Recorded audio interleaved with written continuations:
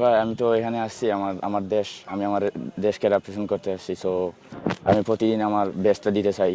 So সবসময় বেস্টটা ট্রেনিংয়ে হোক, সবসময় আমার বেস্টটা দিয়ে আমি বাংলাদেশের জার্সি জড়াতে চাই আর কি।